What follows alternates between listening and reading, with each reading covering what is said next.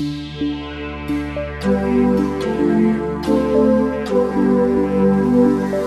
gente está nessa sequência, né, de encontros, falando sobre as 6 perfeições, né, pessoal? 6 coisas para a gente aperfeiçoar a vida inteira. Bastante trabalho, né? Não é pouca coisa, não. É o que a gente tem sempre que continuar. Tive a visita aqui durante o feriado de um amigo instrutor também de Ribeirão Preto. A gente falou bastante disso aqui, conversando. A gente entra nesse caminho, vai trabalhando, buscando, né? Mas é uma busca que nunca acaba, né? Quanto mais a gente... Boa tarde, Raquel. Quanto mais a gente cultiva essa atenção, essa continuidade de consciência, né, de percepção do nosso comportamento, das nossas ações, dos pensamentos, das palavras, do tipo de discurso que a gente usa, né? Mas a gente vai identificando padrões, identificando coisas que a gente poderia mudar, melhorar, identificando o quanto a gente ainda tem de trabalho para fazer nessas perfeições, né? Nessas qualidades para aperfeiçoar. Então, por isso que chama... É estranho falar de 6 perfeições, né? Seria legal se a gente chamasse de 6 aperfeiçoamentos, talvez, né? Curtiu a família, Roseni? Que bom. É isso, eu tive visita de amigos, aí foi bem legal também, gente que eu não via faz tempo. E aí 6 aperfeiçoamentos nesse sentido, de que são dimensões, né? Teve uma vez também num retiro que eu participei, e eu tinha lido um livro introdutório de astrofísica, daquele cara que faz a... Boa tarde, Genova, Thiago, tudo bem? Eu tinha lido um livro de astrofísica para principiantes, do cara que faz a série Cosmos, o novo. Acho que é Neil deGrasse Tyson, né? E ele falava de um fenômeno estelar, né? Um fenômeno no cosmos, que eu não vou saber explicar perfeitamente, né? Mas, enfim, a ideia é o seguinte: os caras pegam aqueles telescópios super potentes, né? Ou até mesmo um Hubble da vida, enfim, né? E apontam o telescópio para uma certa galáxia, e tem alguns tipos de galáxias que funcionam como se fossem também lentes de aumento. Então, elas têm um campo gravitacional, de certa forma, que quando você está apontando, você está olhando para o céu, né? E aí você vê, sei lá, a galáxia como tal, e tem um buraco, um espaço vazio. Parece que não tem nada, está tudo vazio ali, né? Aí aponta o telescópio para lá, o campo gravitacional da galáxia funciona como se fosse uma segunda lente de aumento. Então, através da própria galáxia, você acaba vendo que lá no fundo tem mais uma infinidade, assim, milhares de estrelas e de astros, né? Então é como se a própria galáxia fosse um telescópio, funcionasse como um telescópio para a gente. E aí eu estava nesse retiro foi o retiro de um mês lá em Portugal também, e eu tive essa sensação com o sofrimento, sabe? Você começa a olhar, né? E aí você descobre padrões, condicionamentos, como eu estava falando aqui, né? Descobre alguma questão, né, que você quer tratar, enfim, aí você tem um insight. Ah, legal, putz, tive um insight. Percebi como talvez uma possibilidade de resolver isso, ou de trabalhar sobre isso, né? Só que daí você continua o trabalho, a prática, né, meditativa, contemplativa, o estudo dessas qualidades que a gente está estudando e tal. E aí, de repente, quando você foca ali, é como se fosse você conseguiu ver, né, um sofrimentozinho ali, e aí você descortina uma outra galáxia de sofrimento, né, eu falo rindo, mas não é muito engraçado na hora, não. Engraçado agora. Porque, na verdade, é sofrimento autocriado, né? A gente acaba vendo depois que é coisa que nós mesmos temos para nós, né? Eu também, na conversa com esse meu amigo, falei que é curioso isso, né? Porque boa parte do sofrimento, esse sofrimento que a gente cria para nós mesmos, né? Pelos nossos padrões e condicionamentos e tal, você parar para pensar, ele não tem uma base na realidade. Ele é algo que nós mesmos adicionamos, vamos dizer assim, né? Mas apesar de não ter uma base na realidade concreta, ele é muito real, né? A gente sofre, a gente sente, então a gente precisa ter muito respeito pelo sofrimento das pessoas, né? Ontem, numa conversa com uns amigos aí, também praticantes e tal, até surgiu isso. Eu até falei, né, que é isso, né? Essa questão de que o meu ponto de vista não determina o tamanho da sua dor. Eu posso achar intelectualmente o que eu achar do seu sofrimento, né? Ah, que, pô, eu tava fazendo tempestade em copo d'água, né? O famoso, ou alguma coisa assim. Claro que eu não falo isso, né? Mas, enfim, eu posso ter as minhas ideias, as minhas visões. Mas o tamanho da sua dor é só você quem sabe, né? Só cada um que sabe. Então, ao mesmo tempo que não tem a base na realidade, ele é muito real, né? Enfim, tudo isso nessa ideia de que esses 6 qualidades que a gente vem trabalhando nos últimos encontros são um trabalho contínuo, um desenvolvimento contínuo. E, nesse sentido, todas as técnicas meditativas nos ajudam, né? E justamente hoje a gente fala sobre a 5ª qualidade, ou a 5ª perfeição, que é a própria meditação, ou às vezes aparece como absorção meditativa, às vezes como concentração, às vezes como o sentido de união, né? E é interessante, né? A gente, relembrando, a gente falou sobre generosidade, a primeira dessas qualidades, né? Essa questão de a gente ver em um universo generoso, em que está havendo doar e receber o tempo todo, invariavelmente. Viver é doar e receber, não tem jeito. Eu estou o tempo todo sendo nutrido por tudo, em todos os sentidos, né? Visão, audição, etc. E estou o tempo todo nutrindo todos que estão à minha volta, né? Depois a gente falou sobre a 2ª perfeição, que é sila, comportamento. Então, certos aspectos de comportamento moral adequado, né? De como, a partir do reconhecimento, inclusive, dessa condição de generosidade em que a gente vive, faz sentido a gente ter um comportamento moral adequado, que evite sofrimento, que promova o saudável, né? Eu lembro sempre que o professor do meu professor, Nandial Rinpoche, falava isso, né? Se você está mantendo um olhar sobre um comportamento adequado, os preceitos, né, de comportamento, bom, você já está causando muito menos, criando muito menos sofrimento. Então você perde menos tempo lidando com o não saudável. Aí o terceiro que a gente viu foi paciência, tolerância, porque realmente é isso, nesse caminho de descoberta e de identificar os condicionamentos, identificar todos os padrões, identificar certas sombras, vamos dizer assim, que a gente tem, e querer mudá-las, né? É preciso paciência, é um trabalho lento, é um treino, a gente vai falar sobre isso hoje, sobre a própria meditação. Então é preciso paciência consigo mesmo, é preciso tolerância e paciência com o outro também, porque, como eu estava falando, às vezes alguma coisa que você de repente já identificou, parecido em você, já trabalhou e não parece tão significativo assim, né? Mas a dor do outro é ele que tem a dimensão, né? Não somos nós, não é o meu ponto de vista. Então, tolerância e paciência consigo e com o outro. E a gente falou também sobre energia, né? Sobre essa ideia de que se você está nesse caminho e você vai identificando que tudo é troca, e então, a partir dessa identificação de que tudo é troca, tudo é receber e doar o tempo todo, você vai se trabalhando para um comportamento moral, ético mais adequado, e você vai fazendo isso com paciência e tolerância. Aos poucos, claro, você vai descobrindo, você vai percebendo, você vai tendo insights, você vai mudando algumas coisas, né? Primeiro, talvez as mais não tão profundas, depois as mais profundas, ou às vezes uma mudança drástica também acontece, né? E você vai descobrindo que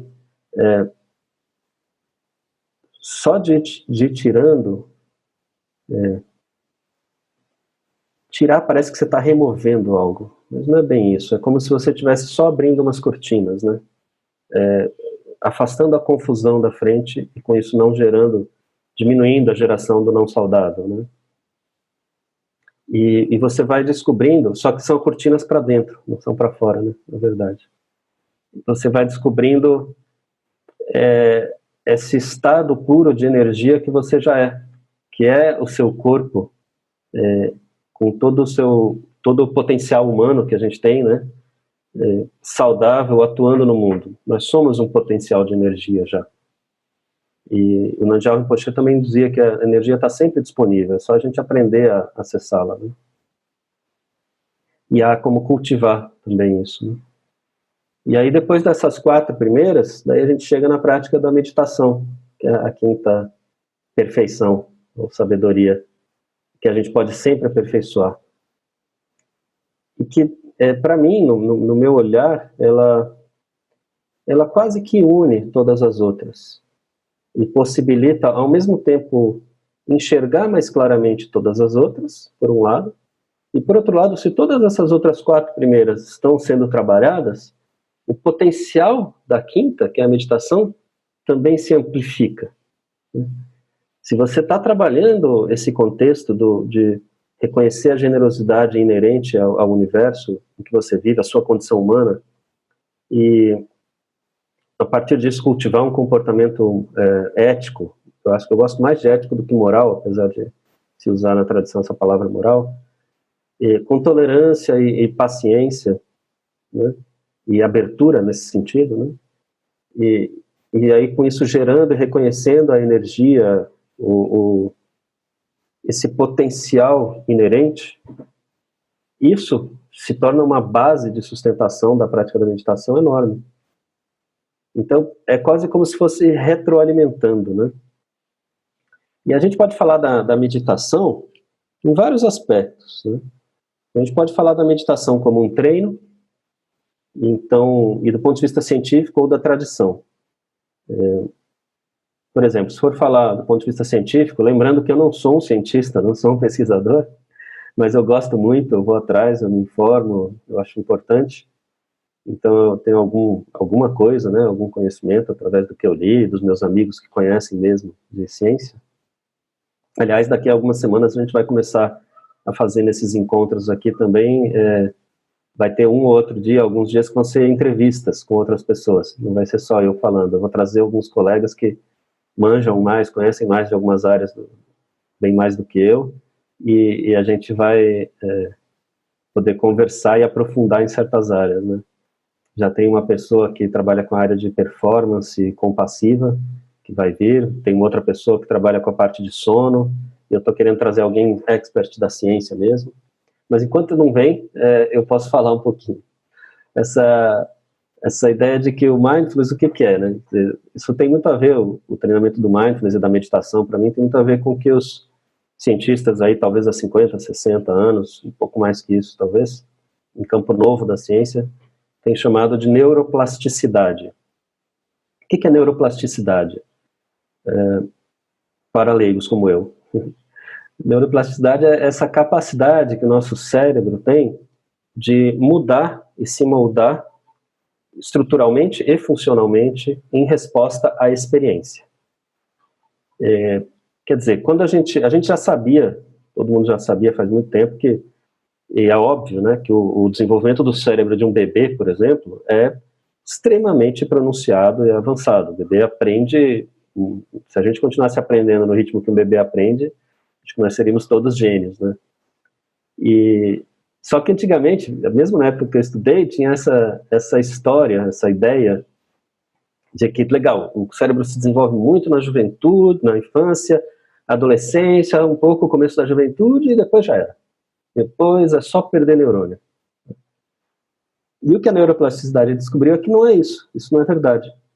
O cérebro adulto, se estimulado adequadamente, ele tem essa capacidade, ele continua gerando novos neurônios e novas conectividades, né, caminhos neurais, mas se adequadamente estimulado, ele pode gerar ainda muito mais.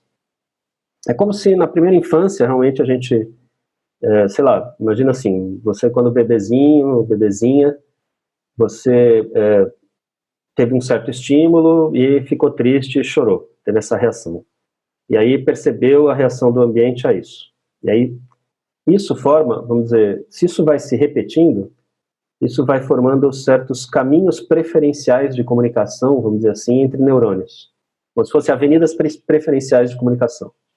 Então, quanto mais vai tendo certos tipos de estímulo, mais você vai respondendo da mesma forma a ele e percebendo se o ambiente também responde adequadamente a isso.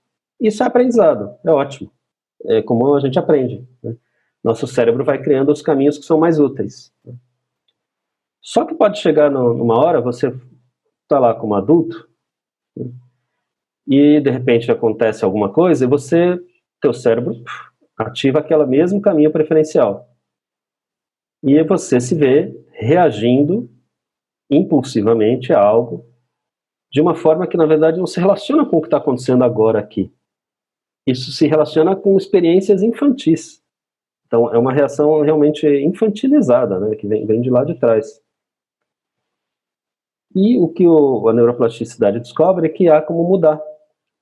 Com treinamento, e o treinamento de mindfulness e de meditação é um deles, um dos mais eficientes até agora mostrados pelos estudos, que são capazes de mudar esses caminhos de comunicação neuronais. E ao mudar os caminhos essas avenidas preferenciais de comunicação, isso muda então estruturalmente o seu cérebro, e funcionalmente também, e vai te gerando outros tipos de comportamentos, outros tipos de ações, e até pode afetar em pensamentos e emoções, né? Então é bem bacana, assim. Tem um estudo que fizeram, que é bem um dos mais antigos, ele se chama, não é que ele se chama, eu costumo chamar ele de estudo do piano virtual. E o que é isso? Chamaram um grupo de voluntários que nunca tinham tocado piano na vida, e ensinaram para eles uma sequência simples de notas para fazer com a mão esquerda. Fazer uma sequência de notas com a mão esquerda. Pediram para eles repetirem essa sequência 4 horas por dia, treinando isso, durante 5 dias. Escanearam a atividade cerebral com desses equipamentos modernos e viram que a área do córtex cerebral responsável pelo movimento da mão esquerda tinha se expandido, tinha mais área do córtex motor do cérebro que era responsável pelo movimento da mão esquerda. Então, o treino durante 5 dias fez isso, mudou o cérebro como se a gente se especializasse. Isso é até um pouco óbvio pra gente, né? Essas pessoas que viram experts em algo treinam muitas e muitas horas por dia. Mas aí pegaram um outro grupo de pessoas que também nunca tinha tocado piano na vida, ensinaram a mesma sequência de notas para fazer com a mão esquerda, pediram para fazer as mesmas 4 horas durante os mesmos 5 dias, só que sem mexer a mão. Sem mexer a mão. Só imaginando que estava fazendo. Resultado, a área do cérebro, do córtex motor, responsável pelo movimento da mão esquerda, também se expandiu. Um pouco menos do que com a atividade física, mas também se expandiu. Então é isso, é basicamente isso. O cérebro responde à experiência mental. Então, quando a gente está treinando meditação, quando a gente está parado, parece que está fazendo nada, acompanhando a respiração, toda vez que se distrai, percebe a distração acontecendo, reconhece isso, então você está treinando a atenção, você está reforçando áreas do cérebro responsáveis pela atenção. E o cérebro muda, é um treino mental, ele muda em resposta à experiência mental. Aí você reconhece, sei lá, um blá blá blá mental, os nossos macaquinhos que a gente tem, cada um tem os seus, né, sei lá, pode ser autocrítica, né, eu não sirvo para nada mesmo, eu sou um idiota mesmo, né, por isso que as pessoas não ficam perto de mim, então, tá, né, eu não consigo fazer direito mesmo, não, eu não consigo, não dá mais para mim essa vida. Daí você reconhece, olha para isso, olha esse pensamento aí de novo, e solta. Então você vai fazer isso centenas de vezes, né, durante 10 minutos, a gente sabe bem isso. Então você está treinando também soltar. Você está treinando não pegar carona no blá blá blá mental e reconhecê-lo como só mais uma experiência, que tem começo, meio e fim. Surge, acontece, desaparece. E aí você, intencionalmente, por sua própria vontade, leva a atenção para a próxima respiração. Tátil, é o corpo físico respirando, né? Então você está treinando também, você vai fazer isso centenas de vezes, você está treinando centenas de vezes se responsabilizar pelo seu estado mental corporal nesse lugar de calma e centramento. E você está investigando. Você está vendo como o seu corpo, que tipos de estímulos você tem, você está vendo que tendências mentais você tem, que pensamentos se repetem, que emoções se repetem, qual a sua tendência de reagir a determinadas emoções. Você está aprendendo. Os tais dos insights, das compreensões. Então é um treino. É um treino. A meditação. E tem vários tipos. Essa é a mindfulness, né? Você treina, sei lá, com a meditação da compaixão. O mantra Om Mani Padme Hum. Om Mani Padme Hum, Mani Padme Hum, Mani Padme Hum, Mani Padme Hum, Mani Padme Hum, Mani Padme Hum, Mani Padme Hum. Você está engajando o som, né? A boca. Né? Falar. Está engajando a audição, o escutar. Tem uma vibração que acontece no seu corpo com esse som. Você está se imaginando com a imagem do Buda da compaixão, se for nessa técnica, né? Que é uma imagem que estimula a compaixão, então você imagina que você é. Então você está trabalhando a visão e a imaginação também. Geralmente você tem um mala que parece um rosário de mão, e você vai mudando as contas, então você está engajando o tato também. É um treino mental. Mental, emocional, corporal. Você está treinando compaixão, compaixão, compaixão, compaixão, compaixão, compaixão, compaixão. E se você treina mindfulness, que é essa base de estar atento ao momento presente, porque você poderia estar fazendo e pensando também, nossa, mas que besteira que eu fiz aquele dia, hein? Daí você não está treinando nada, está treinando o blá blá blá interno.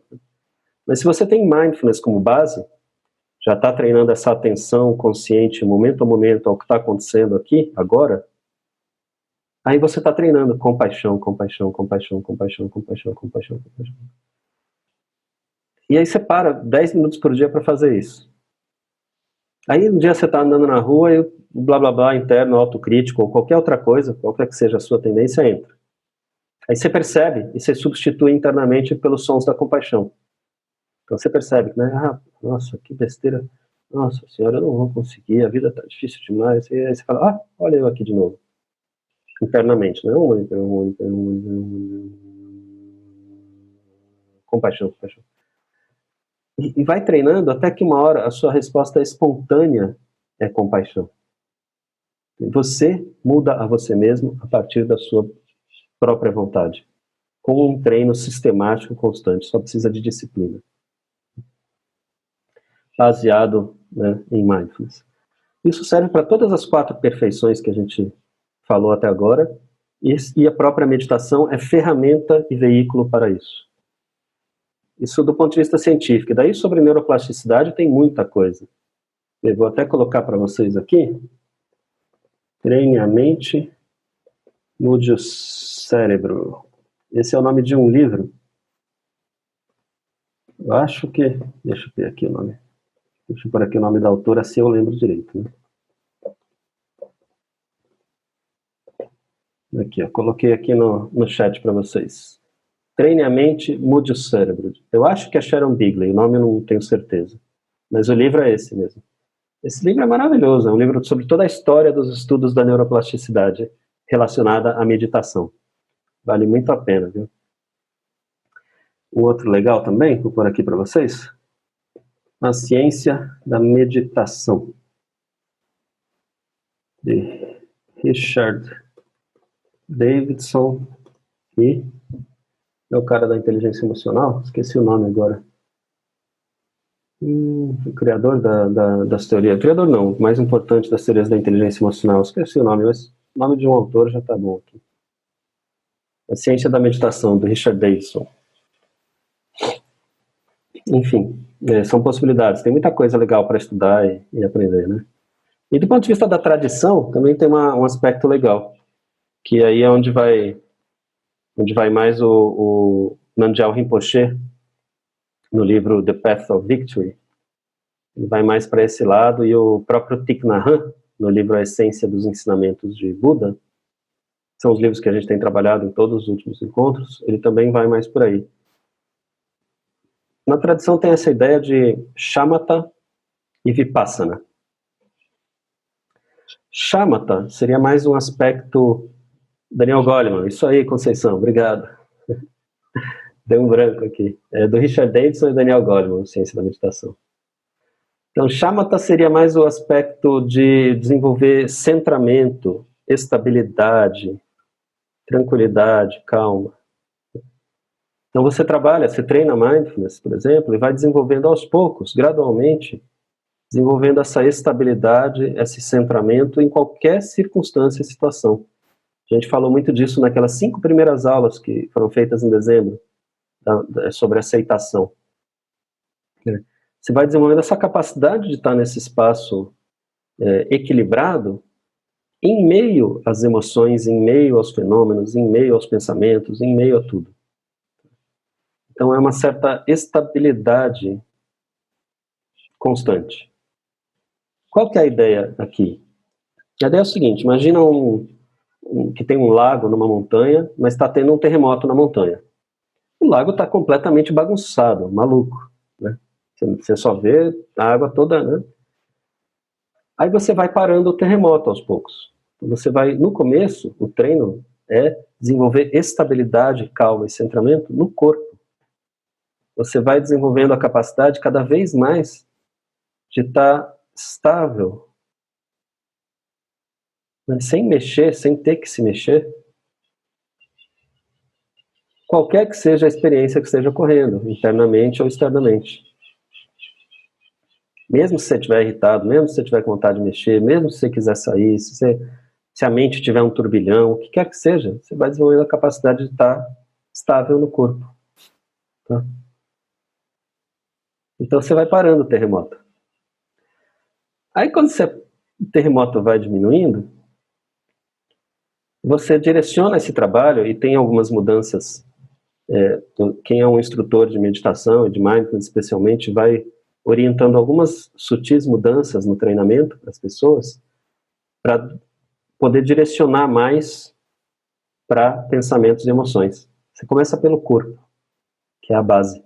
Depois é que você vai mesmo para pensamentos e emoções. Não adianta querer começar com o mais sutil. Você está tendo terremoto.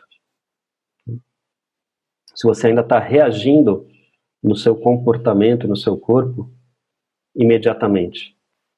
Quando o corpo começa a acalmar, o terremoto vai parando, você inclusive tem a capacidade muito maior de ver, de ter clareza sobre o comportamento mental e emocional. Porque você não está mais agindo cegamente a partir dele. Aí sim começa a ter então orientações para ir que vão acalmando gradualmente, aos poucos, o comportamento mental e emocional também. Então a ideia é a seguinte, parou o terremoto, só que está passando um tornado no lago. E o lago está completamente confuso também. Então você vai acalmando o tornado agora. Vai acalmando o mental e emocional. Você vai desenvolvendo essa estabilidade, esse centramento emocional, mental, qualquer que seja a experiência. É um centramento dentro da emoção, não é parar a emoção. Não é parar o pensamento, é um centramento dentro dele.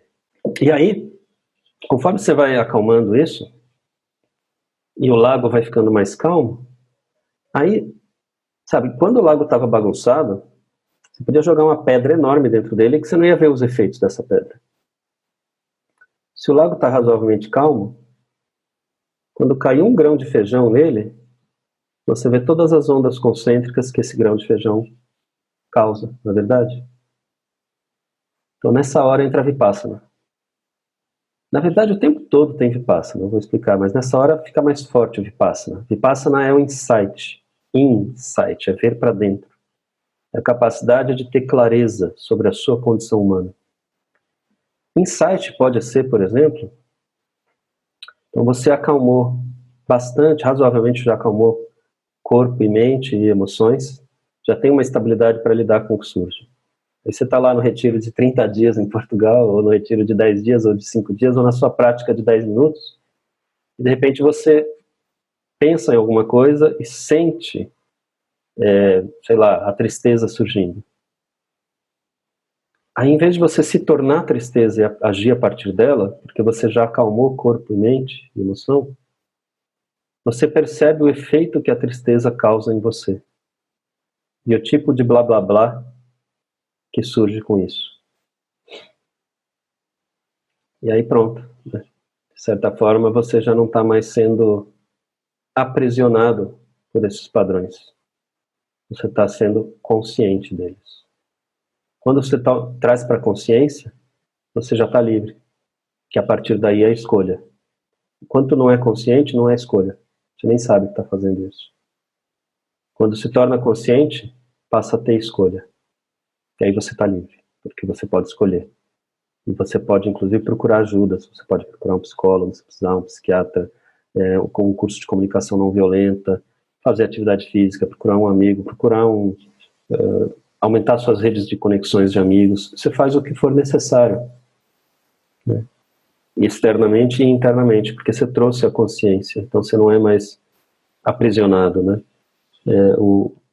Disse que o Buda falava assim, tem uma frase do Buda que era mais ou menos assim, construtor, agora eu te vi, eu te enxerguei, né? Eu descobri você. Você não vai mais construir. É nesse sentido, sabe? Então, Shamatha e Vipassana seria mais ou menos assim. E aí esse grão de feijão que você joga no lago também é o seguinte, se você já desenvolveu o Shamatha bastante, ou essa estabilidade, esse centramento, essa capacidade de estar centrado com tudo que está surgindo, né, já desenvolveu razoavelmente, você pode estimular o Vipassana, esse insight, essa compreensão. Para quem está iniciando, isso não é recomendável. Mas para quem já desenvolveu razoavelmente essa estabilidade, você pode lançar uma pergunta ou uma aspiração antes da prática meditativa. Então, sei lá, por exemplo, o que é cura? Ou até mais especificamente, como eu curo esse meu comportamento X? Ou qual a raiz desse comportamento? Só que daí você não fica raciocinando e pensando sobre ele. Entendeu? Quando você joga o feijãozinho no lago, você não mergulha no lago atrás dele que você bagunça toda a água. Você joga e solta. Você só experiencia as ondas concêntricas que foram formadas. Então é a mesma coisa. Você lança a pergunta ou essa inspiração que você quer, do que você aspira, e solta. Para de pensar nisso. Apenas entra na prática. Só que você lançou um estímulo na sua mente, corpo, emoção, que reverbera de algum jeito. Você vai só experienciar ser o que você é. E de repente os insights podem surgir, na maioria das vezes fora da prática de meditação, inclusive. Mas você está estimulando. No começo, quem está começando a prática, isso não é recomendável, porque é muito provável que, como ainda não estabilizou bastante, não tem muita experiência, é provável que vai ficar no blá blá blá mental sobre a pergunta. E aí não adianta muita coisa. Tá? Porque você está mergulhando atrás do feijãozinho. Então essa é a ideia. E nessa tradição, nessa linha que eu estou, com os meus professores, Shamatha e Vipassana, né, estabilidade, centramento e compreensão, andam juntos. Você desenvolve um pouquinho de estabilidade, de centramento e compreensão, começa a ganhar alguns insights sobre quem é você, sobre seus padrões, seus condicionamentos, né, muito interno, como eu sou, né? Daí você desenvolve estabilidade mais profunda ainda e começa a fazer investigações ativas mais profundas sobre você. E aí você desenvolve mais shamatha ainda, mais estabilidade ainda, mais centramento, e aí você começa a desenvolver mais compreensões, daí provavelmente não só sobre você, mas sobre o externo também, sobre a condição humana, o que é ser um ser humano neste universo. E um vai alimentando o outro. A ênfase no começo é em estabilidade, por essa questão óbvia de parar o terremoto, porque se você está olhando para uma coisa que está em terremoto, que está em convulsão, não há clareza. Então você primeiro acalma, para daí ter clareza. Isso explica porque que mindfulness não é só uma técnica de atenção e relaxamento, nem meditações, né? Elas trazem isso também, atenção, relaxamento, estabilidade. Mas trazem isso para a compreensão, para o saudável, para o insight, para a mudança. O que vai nos liberar mesmo do sofrimento autocriado é a compreensão, não é o relaxamento, não é a tranquilidade, né? Então é um centramento, é uma concentração, uma absorção meditativa engajada, atenta, desperta, clara para a vida. Bom, essas são algumas ideias em relação a essa questão da meditação. Inclusive eu queria dizer para vocês, aproveitar isso, porque a gente vai praticar um pouquinho já, mas quem tem muitos aqui que eu sei que já treinam faz bastante tempo, né, pessoal? Cristina, Conceição e tal. Mas se vocês tiverem interesse em fazer acho que vocês devem ter recebido, né? Eu vou dar um curso de 8 semanas online de Mindfulness, tá? Tá com inscrição aberta já, através da Musing. Tá aí o link para dar uma olhada, se você tiver interesse, ou se conhecer pessoas que tenham interesse, enfim, isso me ajuda bastante, que é a minha profissão também, né? Eu adoro, eu tenho muito prazer, mas é também o meu ganha-pão. Então, eu gostaria de ter bastante gente inscrita aí.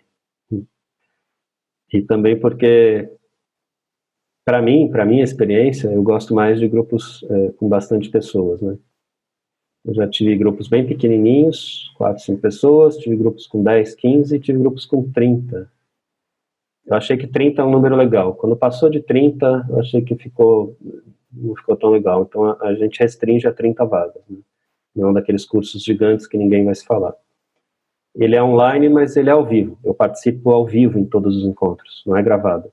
Então tem muita troca. Na verdade, a base do curso é troca, puramente. Prática e troca. Não é um curso conceitual, né? Isso você pega os livros, já é suficiente. É um curso para realmente, durante 8 semanas, ir desenvolvendo a prática de meditação mindfulness, tá? E trocando experiências. E aí os grupos grandes têm mais riqueza, né? Mais diversidade. Enfim, se vocês tiverem a fim de participar, vai ser um prazer. Ou até compartilhar com amigos também, amigos que possam participar. Eu vou ficar feliz, tá bom? E é isso. Vamos praticar um pouquinho, então, dessa meditação mindfulness, tendo em mente essa ideia, né, de que o que a gente está fazendo, na verdade, é desenvolvendo essa habilidade que todos nós já temos, mas estamos ampliando, de permanecer estável, centrado e atento, não é dormindo, né? Não é, estou tão relaxado. Não, centrado e atento, com clareza, para tudo que estiver acontecendo nesse momento. Emoções, pensamentos, sensações corporais, tudo, lá fora, sons, enfim, né? A gente faz isso nos sentando numa posição de dignidade e clareza. O que é uma posição, uma postura de dignidade e clareza? E colocar os 2 pés estáveis no chão, então os 2 pés realmente, as solas dos pés no chão.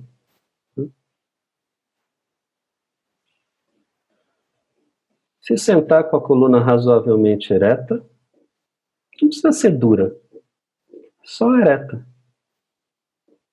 para que o corpo já comunique para a mente que você está aqui, que você está presente.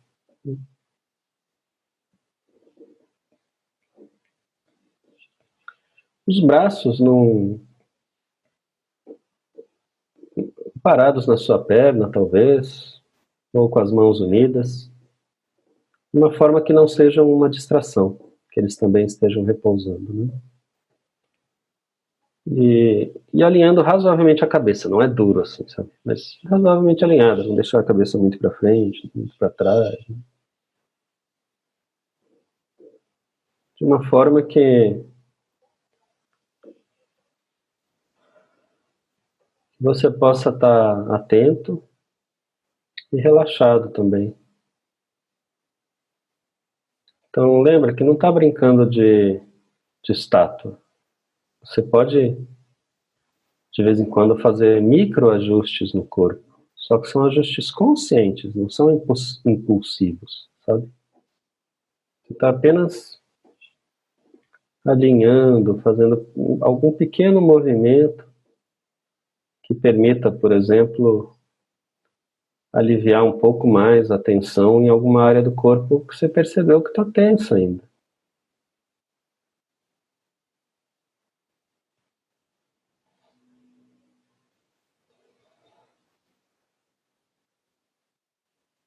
Pode até fazer uma rápida verificação, se quiser, prestando atenção desde os pés, tornozelos, canelas e panturrilhas, joelhos, coxas. E se identificar algum lugar que ainda esteja tenso, permitindo que você solte, fazendo qualquer pequeno ajuste necessário.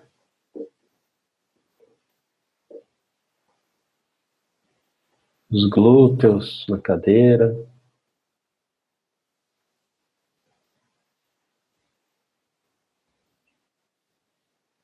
barriga bem solta, não precisa prender a barriga. Deixar ela se movimentar e o peito também, se movimentarem livremente com a respiração.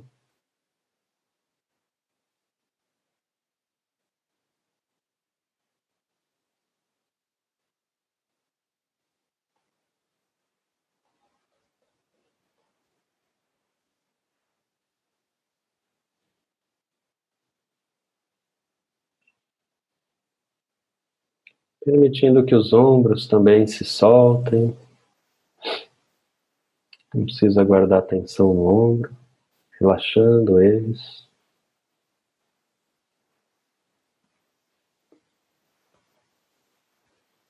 Talvez notando que ao relaxar os ombros, os braços e as mãos também se acalmam.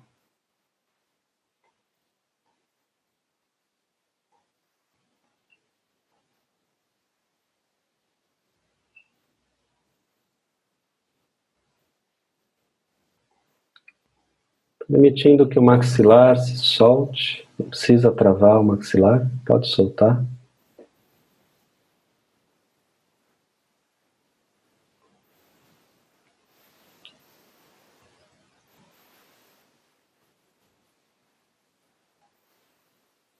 Notando também como está o resto da sua face, os olhos, a testa principalmente, suavizando toda essa região de olhos e testa.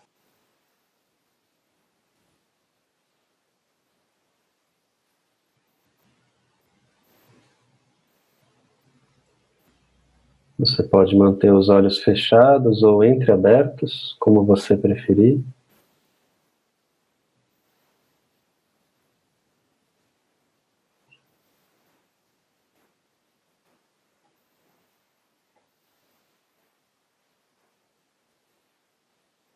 Imaginando que há um fio que sai do topo da sua cabeça em direção ao céu, ajudando a sustentar e trazer leveza.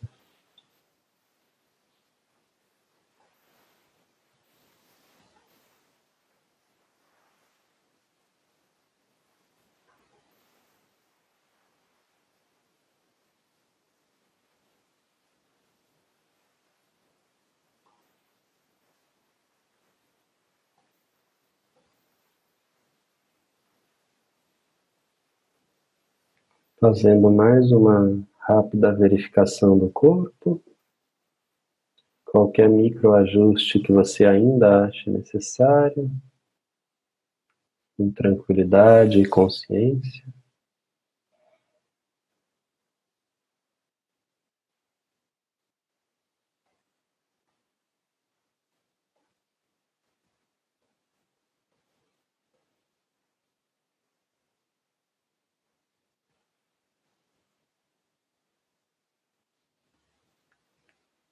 e se tornando consciente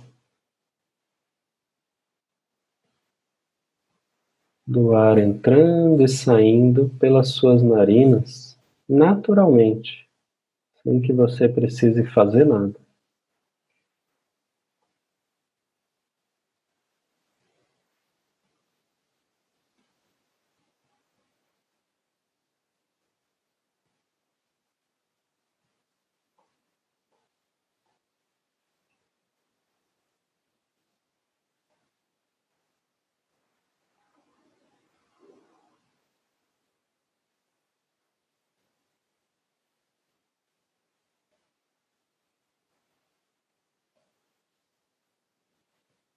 Enchendo e esvaziando os seus pulmões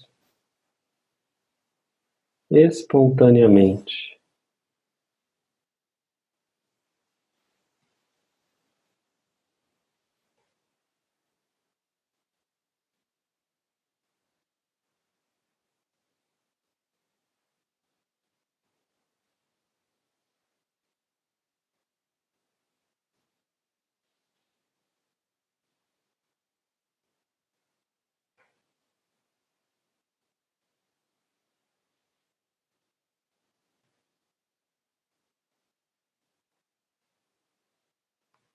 Enquanto seu abdômen expande e contrai,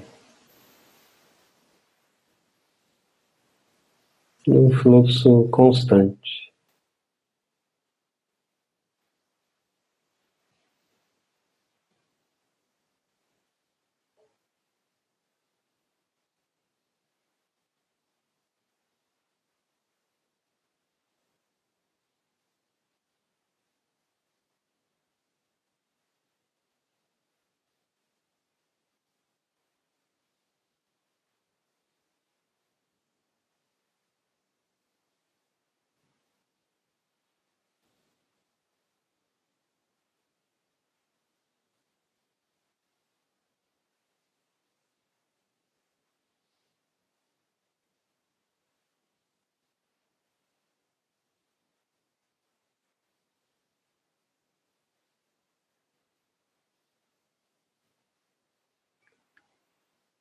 Inspirando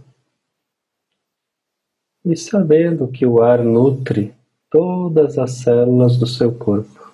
Todas elas respiram e ganham energia a cada inspiração.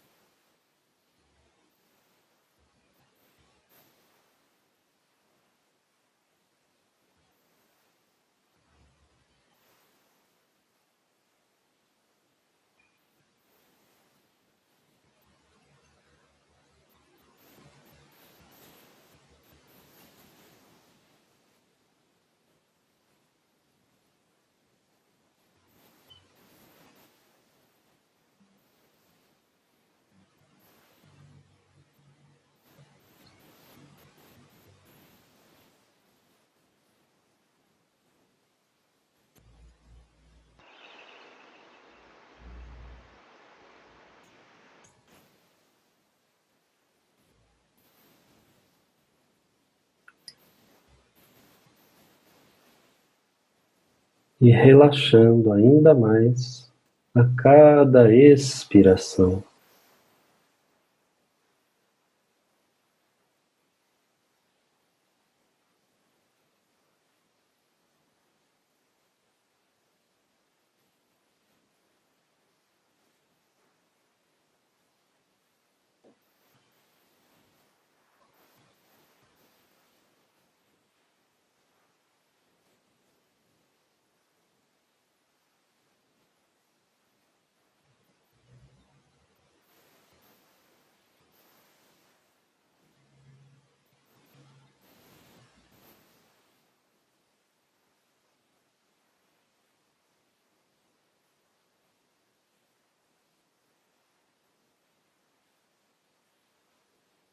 Inspirando vida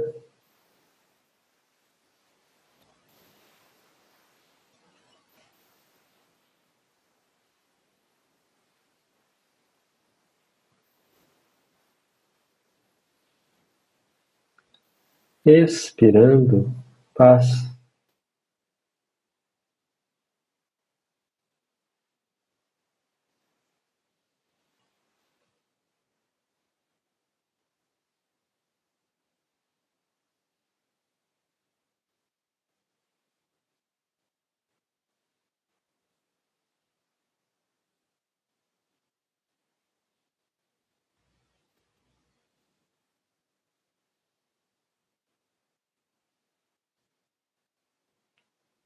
Vida.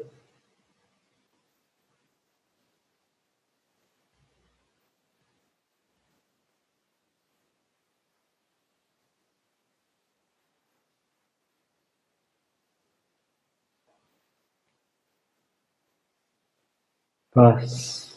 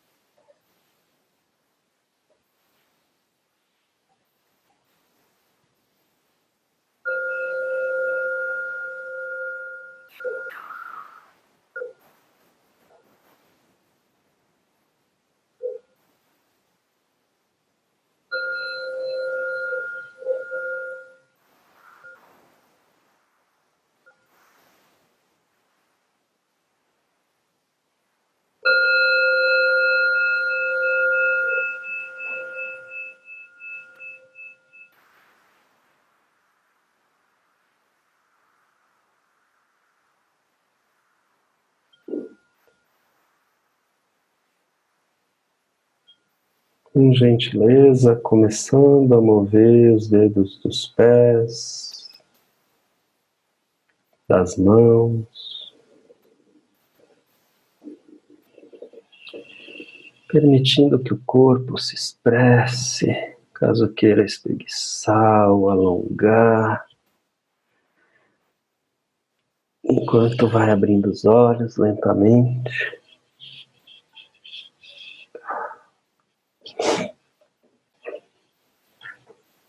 É isso aí, pessoal.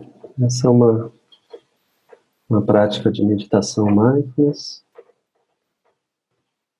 11, 12 minutos nós praticamos para fazer esse treino que a gente falou durante esse encontro todo.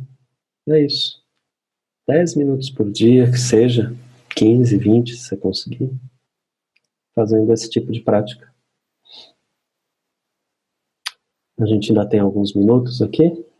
Se vocês quiserem colocar algum comentário sobre como foi a prática para vocês, ou alguma dúvida especificamente, ainda dá tempo de a gente compartilhar um pouco da experiência de todos nós aqui nesse treino e responder alguma pergunta.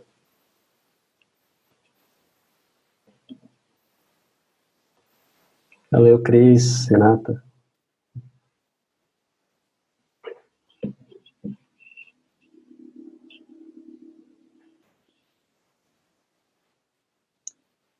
Eu, inclusive, fico até curioso para saber da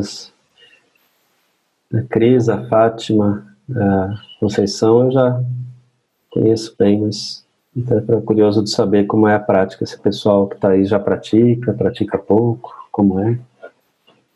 Paz interior, Cris, é isso aí.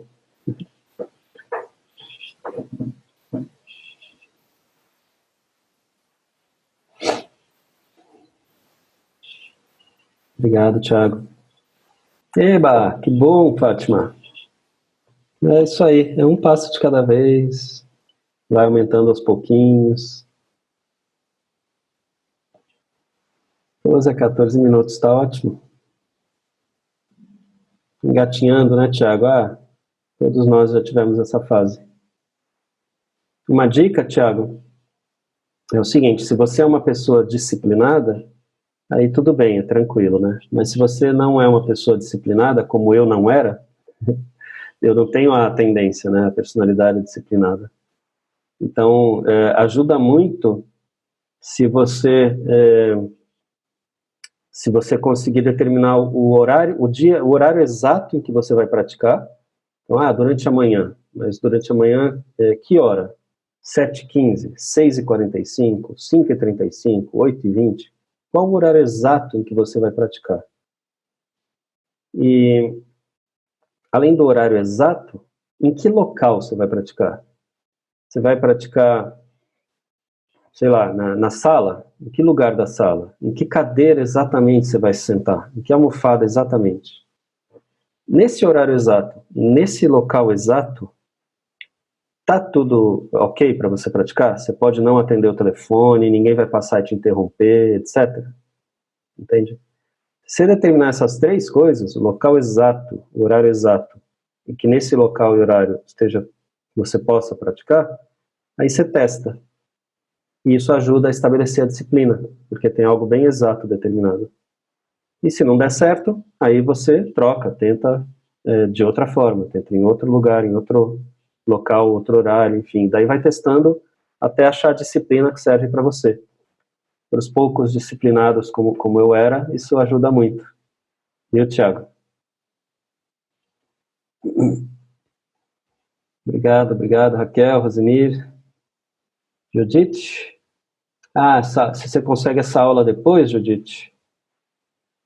Então, a gente tem uma área de membros, que tem todas as aulas que eu dei até hoje nesse projeto gravadas. E vai continuar ficando todas as aulas gravadas. É nesse link que está aí, ó. Tem um custo, é um custo de R$ 27 por mês, mas eu acho bem acessível, né? E aí tá tudo lá gravado, as aulas gravadas e os áudios das meditações também estão lá gravados. Então dá para reassistir várias vezes se quiser e praticar com os áudios várias vezes se quiser. Tá bem, Judite? Se isso for acessível, possível para você, tá lá. Paz, né, Genoma? Isso é importante. Legal. Ô, Alessandra, que bom. Depois você me conta se gostou também, como é que foi. Se você curtiu essa aula. A Alessandra já é praticante, né, Alessandra? Se for a mesma Alessandra que eu estou pensando. Eu não lembro do seu sobrenome, era esse? Obrigado, Conceição. Conceição eu sei que é praticante, né? Colega instrutora também. Amiga. Obrigado, Judite.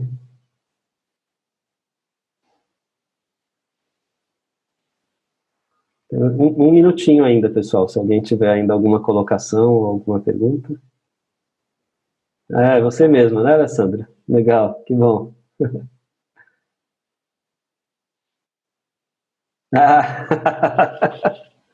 O sobrenome é preguiça e procrastinação, Thiago.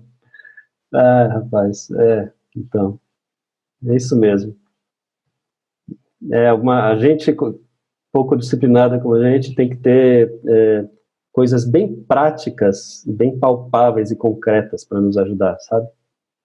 Me ajudou muito. Hoje eu vou embora. Testa, depois conta pra gente semana que vem, Thiago, se deu certo isso daí, se tá dando certo. Que bom, tem ajudado. Bom, é isso aí, pessoal. São 3 horas. Eu não vou ficar prendendo vocês mais aqui. A gente se vê semana que vem. Com a sexta, é a última aula dessa série, vamos dizer assim, sobre as 6 perfeições ou aperfeiçoamentos. Vai ser a prática da sabedoria. Semana que vem, às 2 da tarde. Quem quiser entrar na área de membros, está ali o link. Se alguém quiser participar do curso de 8 semanas, é um curso introdutório de Mindfulness, em que a gente aborda todos os principais aspectos e as práticas fundamentais, né, as principais práticas do Mindfulness, várias formas de praticar, sentado, ou caminhando, em movimento, através de alimentação, tem um monte de formas, né? Deitado. Aí é só entrar lá, vai ser um prazer receber vocês no curso, se vocês vierem. Vai ser um prazer receber vocês na semana que vem. E a gente vai se falando, então. Muito obrigado a todos vocês e uma excelente semana para vocês.